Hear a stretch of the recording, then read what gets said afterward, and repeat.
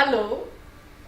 The next lecture in this MOOC on the Renaissance and Shakespeare is going to be delivered by Dr. Kuljit Singh of the Department of English, SGTB Khalsa College, University of Delhi. Dr. Singh is going to talk about translation, adaptation, and what he calls transcreation of Shakespeare's plays into various Indian languages. He uses as his examples Habib Sahab's translations, Mohan Maharishi's Bagro Basant Hai or A Midsummer Night's Dream adaptation, and Royston Abel's Othello, A Study in Black and White, a multilingual adaptation or transcreation, as he calls it, of Shakespeare's Othello. My name is Kuljit Singh and I teach at SGTB Khalsa College, University of Delhi in the Department of English. The talk which I am going to present today is entitled as Who's Shakespeare? Colonial Encounters and Post-Colonial Negotiations. The premise of this talk is essentially focusing on the question of reception and survival of Shakespearean plays on Indian soil. The agenda of doing Shakespeare, the language and the context on one hand, the cultural negotiations, perceptions and performance on the other. While explaining and distinguishing between the terms translation, adaptation and transformation, or so to say transcreation, I'll also cite examples to probe the fundamental question of this talk: who's Shakespeare? Well, several scholars have pointed out the significance of the rich complexities inherent in Indian literature because of its intrinsic diversity, multilinguality and multiculturality. The reception of Shakespeare in India, to quote Professor Sisir Kumar Das, is here deep and pervasive, there scanty and sparing. Now, this is as complex, as problematic as the study of Western impact on Indian literature per se. Nobody is sure about the exact number of translations of Shakespearean plays in Indian languages. The account seems to be substantially large as translations, adaptations of various kinds and transformations and transcreations as well. This encounter also led to the growth of new theatre, which is radically distinct from the traditional practices of pre-colonial India. We'll just look at the slide which would give us a sense of number of translations, adaptations done in various different Indian languages, and these translations are sometimes also adaptations while the reference is given to translations only. And it's difficult to distinguish whether a text written in Indian languages based on Shakespeare is an exact translation, or is it oscillating between translation and adaptation. And hence the category which I offer in this talk is transcreation or transformation, which I'll talk about slightly. Well, it is noted by a lot of scholars that in the early years of development of modern Indian drama as a category, and when I say modern Indian drama as a category, I specifically look at the developments in the late 19th century and the turn of early 20th century. So the development of modern Indian drama as a category during that time, Shakespeare was not just translated but adapted. Now what it means will be made clear with the help of a case with regard to Kannada literature. In her essay, Translation and Performance of Shakespeare in Kannada, Vijaya Guttal provides a long list of translations and performances of Shakespeare in Kannada language. and argues that the tendency was the same in the case of Kannada drama. While classifying the Kannada responses to Shakespeare, she provides these details, and I quote, "It is interesting to note that the journey of Shakespeare's plays into Kannada, a South Indian language, is almost the same as in other Indian languages, beginning with numerous adaptations, and illustrates the complex issue of strategies a native culture adopts in this effort to counter the onslaught of a dominant culture." Here the native culture is Kannada and the dominant culture is the English culture.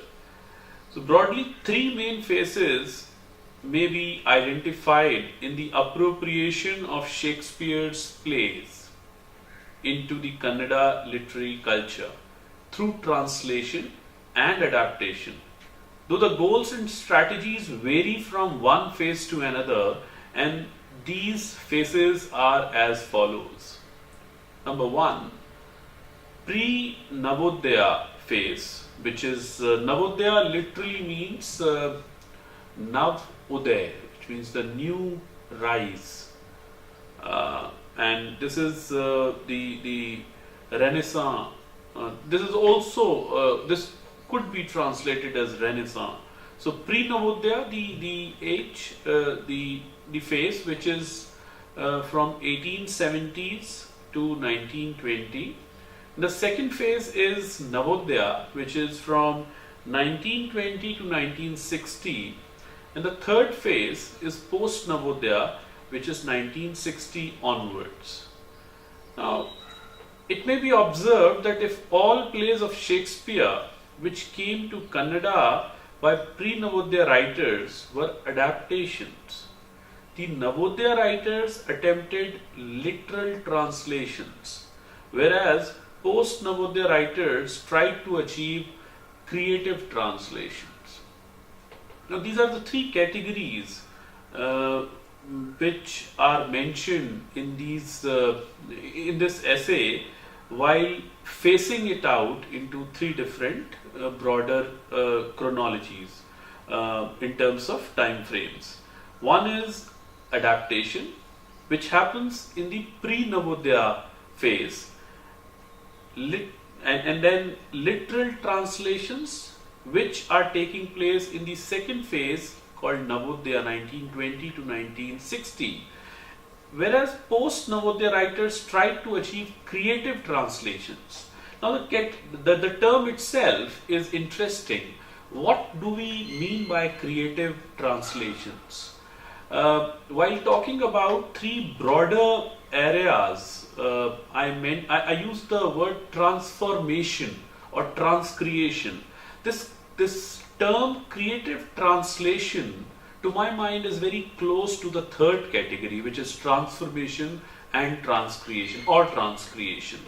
The writer or the director or the group of writers, they take liberty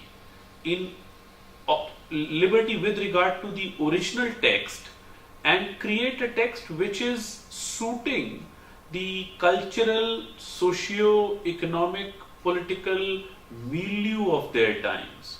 And it's not merely an adaptation, but also one can say loosely using the narrative in order to suit the situation of the author or the director. So in the case of Kannada, literal translations are happening in the second phase, which is Navodaya, between 1920s till 1960, while a lot of adaptations took place in the pre-Navodaya Renaissance time, which is from 1870s till 1920s. Interestingly, the pre-Navodaya phase also juxtaposes with the Parsi theatre tradition, which was very popular from 1850 onwards in India, and it lasted till 1930.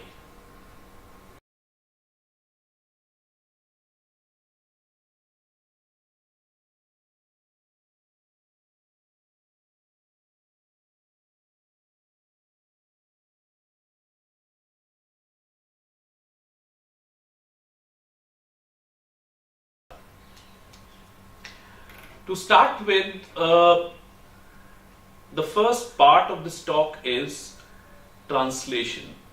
To put it simply, it refers to the process of translating from one language to the other. The source language, also referred as SL, is the language in which the text is originally written. In target language, or we can call it TL, is the language in which text is translated. Now, the translator is expected to abide by the meaning given in the SL or source language and find the equivalence in the TL or target language.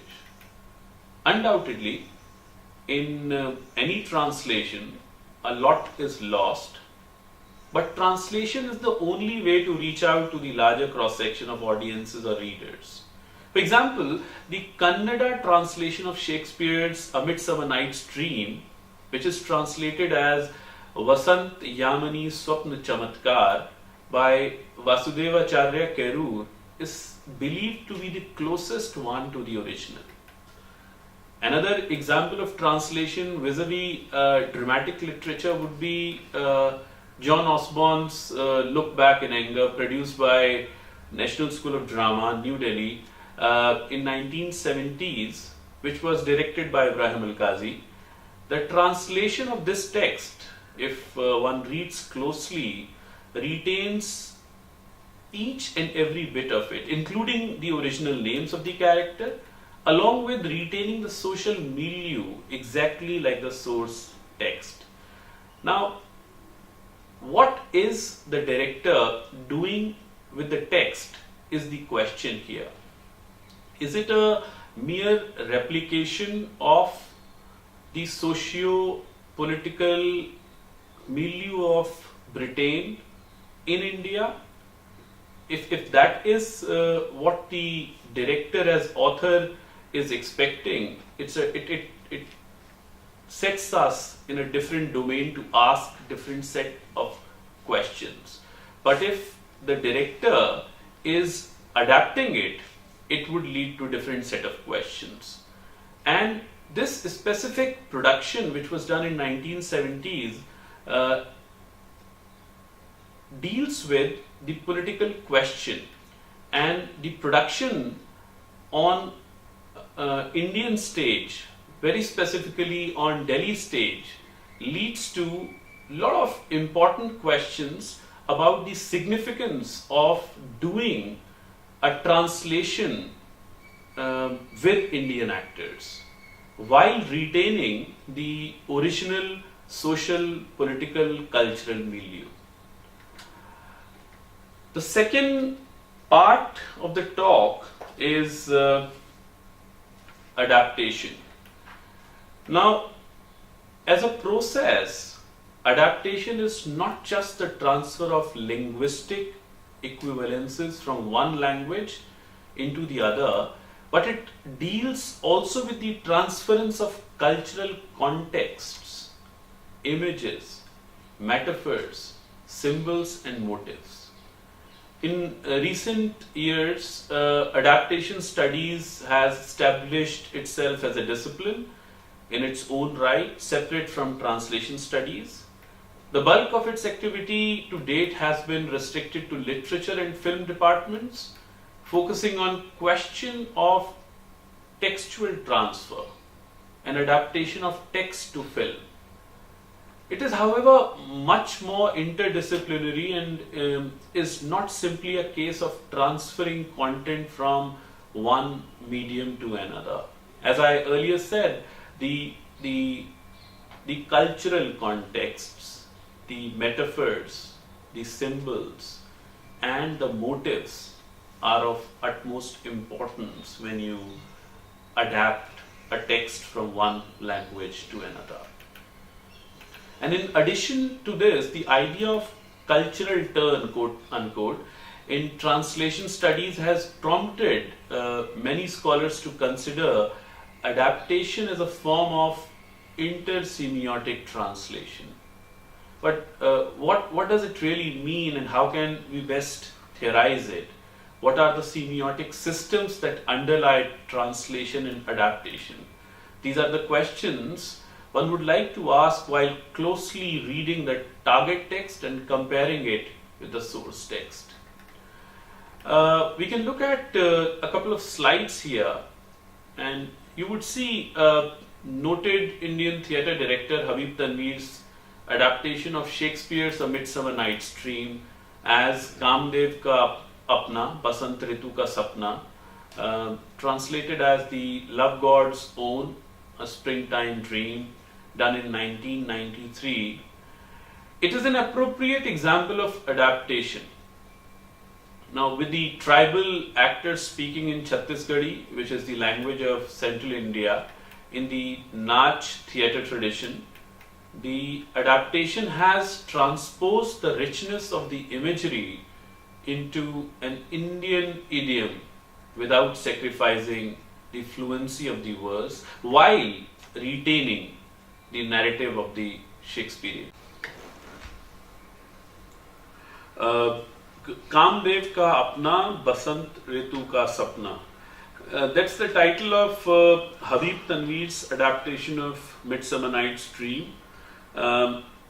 As noted by Professor Poonam Trivedi, Habib Tanvir has, through his plays, attempts to bridge the impasse between the western/urban and eastern/rural divide in Indian theatre. While Tanvir's production centers around mechanicals of Shakespeare's Midsummer Night's Dream, the rude mechanicals who are a part of the subplot of this Shakespeare's text, Midsummer Night's Dream, it was very appropriately phrased as mechanicals play par excellence. It is also the celebration of the plebeian, as one of the critics pointed out.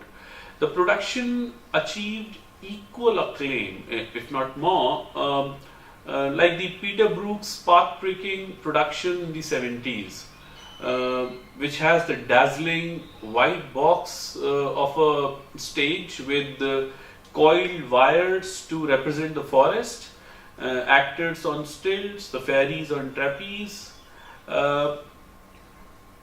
Professor Jyotna Singh delivered a paper entitled as Travelling Shakespeares in India, the genesis of Habib Tanvir's A Midsummer Night's Dream, at the 2004 Stanford Shakespeare in Asia event.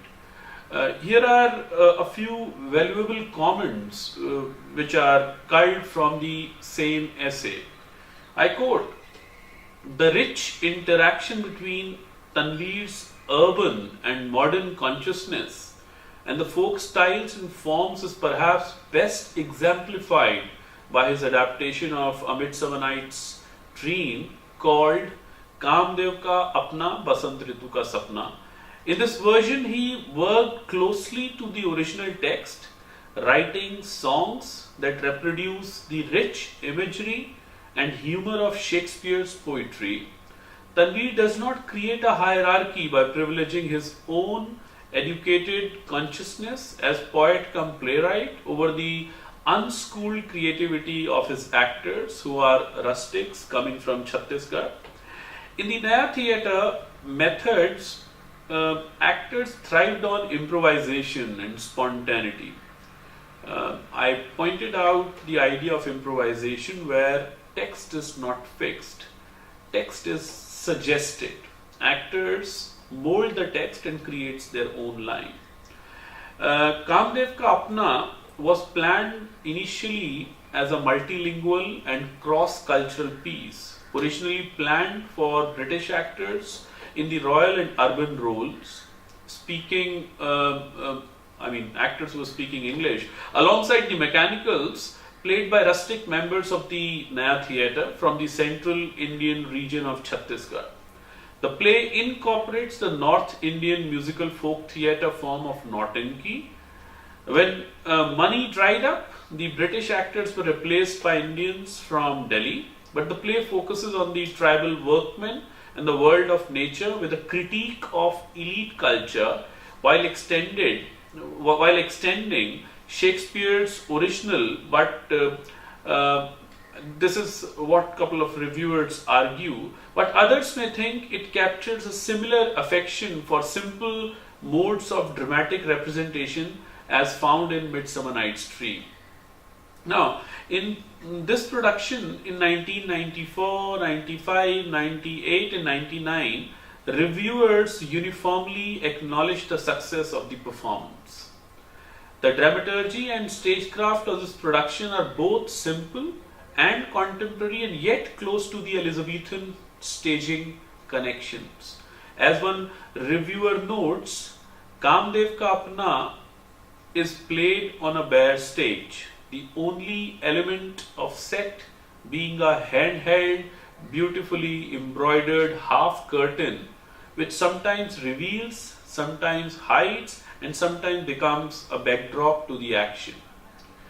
According to one anonymous critic in 1994, the play was a briskly paced 2-hour romp where the chaste Hindustani of the main characters was a counterfoil to the Bastar dialect used by quints, bottom, flute, snout, etc.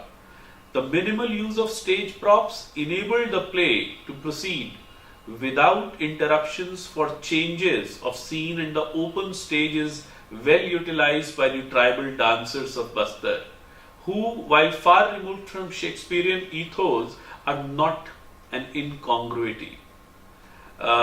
Noted theatre critic Nikhat Kazmi, writing about the same production, was also complimentary. She says, Naya Theatre's presentation of an extract from A Midsummer Night's Dream brought to life the impossible.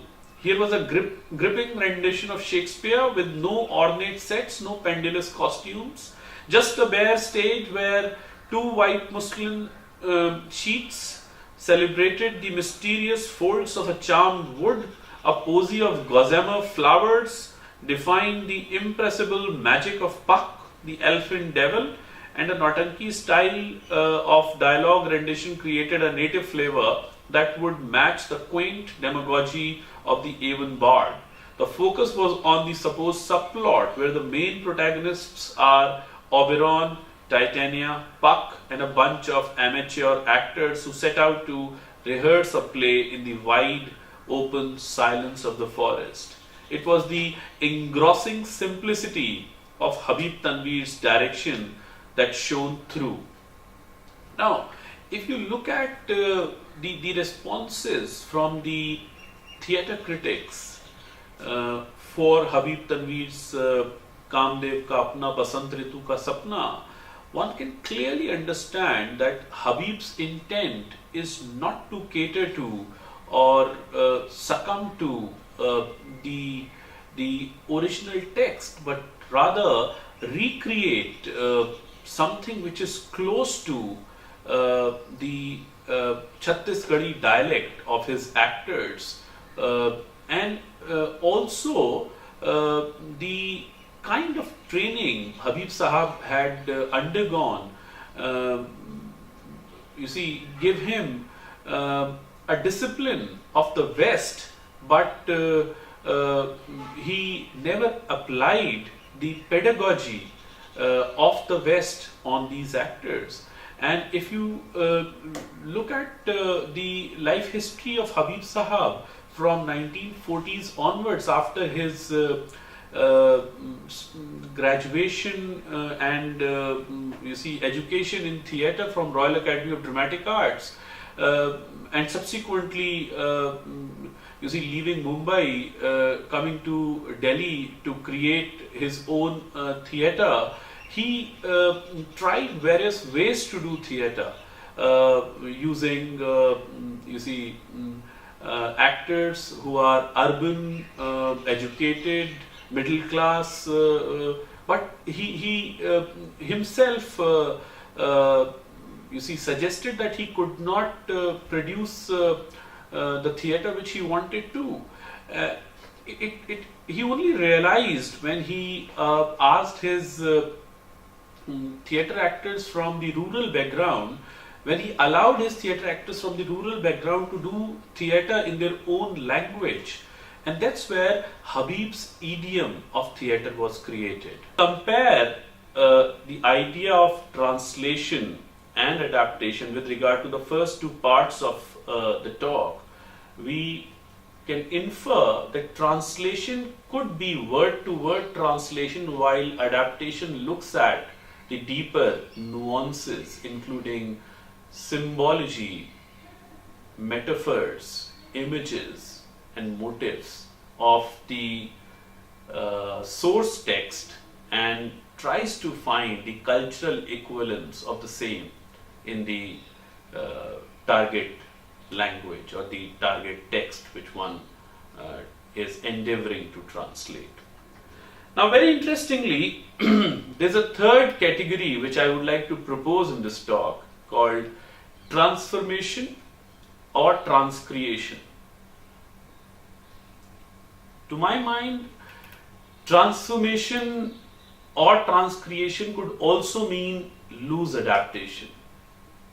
In other words, when the author or the playwright or the director of the play, who is also an author in his or her own ways, takes an idea from the basic source text and transforms it or recreates it or transcreates it altogether into a new performing text, the process of transformation / transcreation is at work.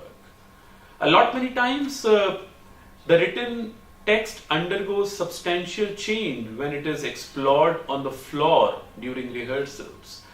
Now, when I use the word floor, it is focusing on the process of making the play.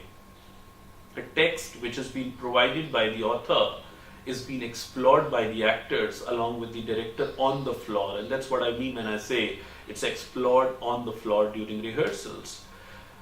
The director takes the creative call with regard to the interpretation of the text and the way he or she intends to treat the text on stage. And to each interpretation, there would be a difference in the text. The focus, the centering, the emphasis differs with regard to each director.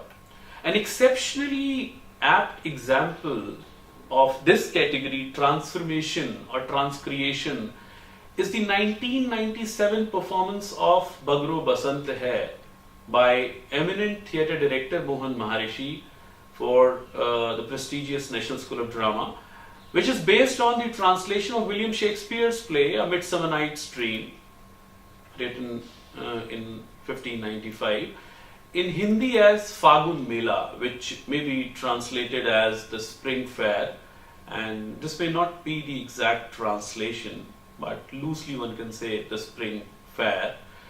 It was done by Habib Sahab. Now, though Sahab retained the names of the original characters in his translation, along with omitting a few portions of the Shakespearean text, Mohan Maharishi changed not only the title but also the characters of the play. Mohan Maharishi named the play as Bagro Basant Hai, though the original title used by Sahab is Fagun Mela. Besides that, Mohan Maharishi took the liberty of changing the names of the characters when he was exploring the text on floor with the actors at National School of Drama. The king and queen, the Oberon and Titania, become Indra and Indrani to suit the local understanding of the audiences there. Now, a lot of other texts which are translated, so to say, by translators are treated differently by the directors. And to my mind, director here also acts as the author of the performance. And I use the word performance with acute, responsibility, because it's not just the text which was written, but also a performing text which was erected on stage as a performance. And the director of the play is not merely a person who's mediating between the author and the actors, but also trying to give his interpretation through this mediation, and stating or emphasizing his point of view with the help of the stage and the actors. And the example which I had just quoted, Bagro Basant Hai, would aptly display the difference between translation, adaptation, and transcreation. Another important aspect of doing Shakespeare in the last 2 decades is the avant-garde-ish, experimental kind of treatment which a lot of directors try to impart to Shakespearean texts. If I'm not mistaken, I had seen almost 5 major productions done by various directors. The most important name which comes to my mind is Royston Abel, who became very popular with his production of Othello in black and white. Subsequently, he produced and directed plays like Goodbye Desdemona and Romeo and Juliet in Technicolor and Much Ado About Nautanki and several others. Some of these plays took the title of Shakespearean texts but did not even deal with the basic plot line.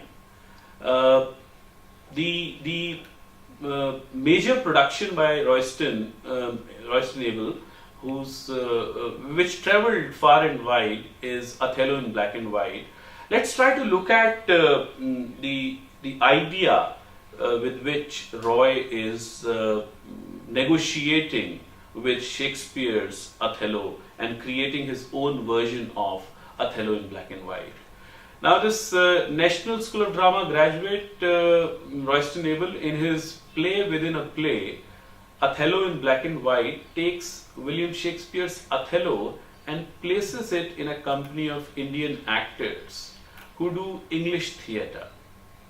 Now, the milieu of the actors, being a very affluent one, is disturbed when a Kathakali trained actor, Kathakali is a traditional Indian dance form, and he's being given the role of Othello. Hence, the plot of the play and the plot of the company are on similar lines. So, and that's why I said play within a play.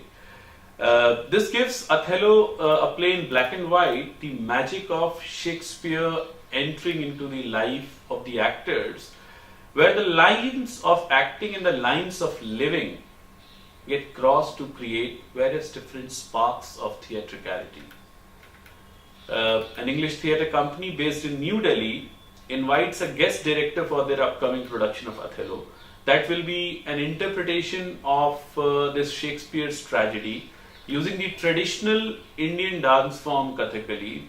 The aspirations of both the senior and junior members of the company are unmet, as the director, Roy, who's Royston Abel, casts Adil Hussain, a very well-known film actor now, who's a Kathakali trainer, to be Othello. Adil is an actor from rural India who's considered an outsider by majority of the company members on account of his lower linguistic, racial and socio-economic status. Barry, the senior most actor in the company, Barry refers to Barry John, one of the best teachers who had been doing theatre in India since 1970s and is instrumental in creating the theatre and education wing at National School of Drama. He is the senior most actor, he plays the senior most actor in the company, thus loses the lead role and is offered the role of Iago. As rehearsals progress, Adil, who's an actor playing Othello, falls in love with Kristen, the actress who's playing Desdemona. And meanwhile, the disappointed Berry starts acting like an Iago in real life, bringing to Adil's notice Kristen's ambiguous relationship with actor playing Cassio. Now, the situation of play Othello bear an uncanny resemblance to the real life of the actors, and slowly the lives of the characters and the actors become blurred. Reality becomes rehearsals, and the rehearsals become reality to a point where one does not know whether it is Othello killing Desdemona or the actor killing the actress. So in Othello in black and white, the play within a play, Royston Abel is trying to look at Othello in rehearsals. Othello play in black and white is a theatre production by a Delhi-based theatre group called United Players Guild, also known as UPG. It was designed and directed by a very well-known director, Royston Abel, and it was performed in 1999 in New Delhi and was subsequently invited to Edinburgh Fringe Festival.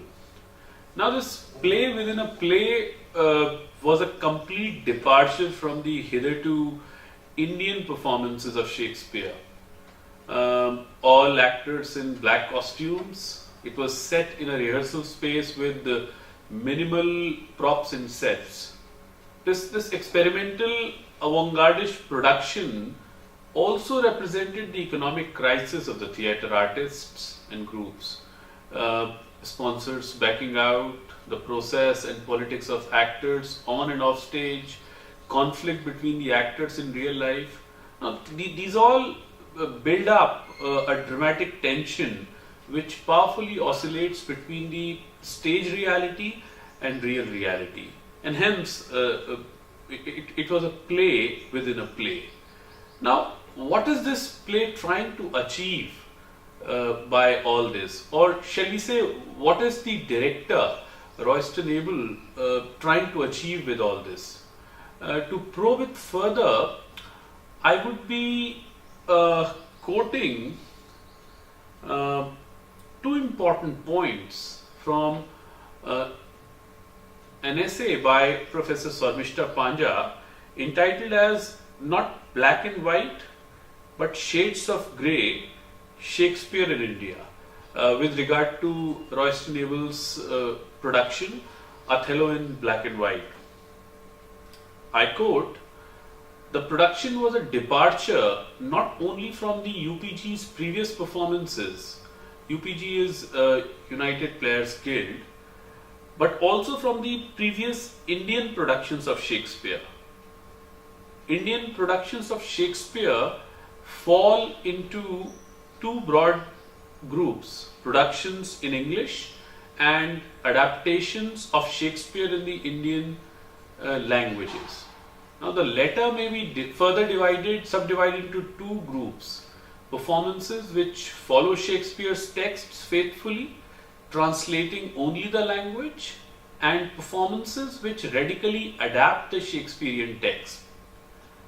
The latter may Indianize the characters and situations and perform the play in an indigenous folk theatre, such as Kathakali from Kerala or Yakshigan from Karnataka, Jatra, a form from West Bengal laying emphasis on dialogue, and Nautanki, which is a form from Uttar Pradesh with a great deal of emphasis on music. There may also be an amalgam of a number of forms. Music, dance, colorful costumes and makeup can make the original play unrecognizable or a casual or uninitiated viewing, unquote. Now, uh, this kind of production, like we are discussing Royston's Othello in black and white, uh, though it talks about the Shakespearean text, but it is also generating a parallel in the Indian setting. This is essentially what this paragraph is trying to talk about. I would also like to take into consideration very important point which Professor Panja makes in the essay elsewhere. I quote, what Abel wanted to highlight through this reversal and what he expressed as a prime motive for choosing Othello, Abel is Royston Abel, are the biases that the play explodes. Rather than a play about race, this is to him was a play about prejudice, about the biases that work not just between two racial groups, but within a single race. Biases that are ethnic and linguistic, biases that both he and Adil faced in their student days at the NSD in Delhi. NSD is National School of Drama.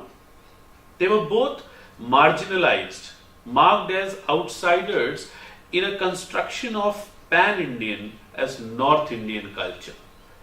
Adil from Assam and Abel from Kerala spoke Assamese and Malayalam respectively and were unfamiliar with Hindi.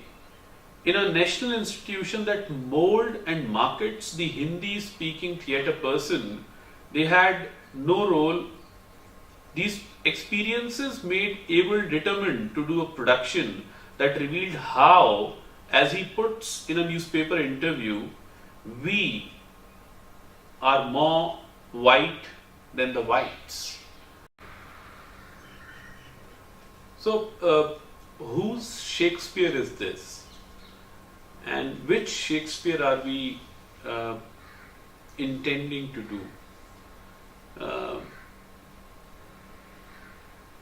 There are multiple questions one can argue and ask, and there are multiple tendencies one can look around with regard to theatre tradition within Indian literary framework. Not only the professional theatre, but also the amateur theatre. Interestingly, you see, the Shakespeare Society at St. Stephen's College starts its work in 1923.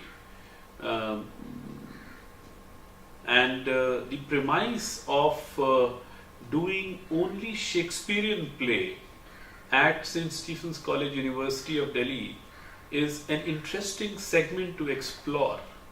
And how Shakespeare has been done on campus at St. Stephen's College is an area one would like to see. And what were the costumes? What was the stagecraft like? What was the language they explored? And if one looks at the evolution of Shakespeare Society, how Shakespeare's plays are also undergoing radical change within that institution is an interesting point to look at. So, whose Shakespeare is this essentially? Is it a Shakespeare which belongs to me, or is it a Shakespeare which is imposed on me? Is it a Shakespeare which I wish to do, or is it a Shakespeare which is being told to me that this is the way Shakespeare shall be done? A lot of groups around would like to do Shakespeare in the language which is alien to contemporary audiences. There are a lot of theatre companies doing Shakespeare in modern English idiom. There are theatre groups looking at Shakespeare in translated forms. There are theatre groups trying to recreate Shakespeare according to their imagination. So which Shakespeare are we looking at? And whose Shakespeare is this? These are a couple of questions one can look at with regard to colonial encounters and post-colonial negotiations. Now, William Shakespeare was named as the writer of the millennium, in the last millennium, and this is the testimony to declare his global status and recognition. Nobody can take it from him. Shakespeare belongs to the world, and in his 400th death anniversary in 2016, the most appropriate way to pay homage to the bard would be by understanding the diverse impact of his work on Indian cultural ethos and performing the phenomena called Shakespeare. I think that would be the most befitting response to Shakespeare on his 400th death anniversary.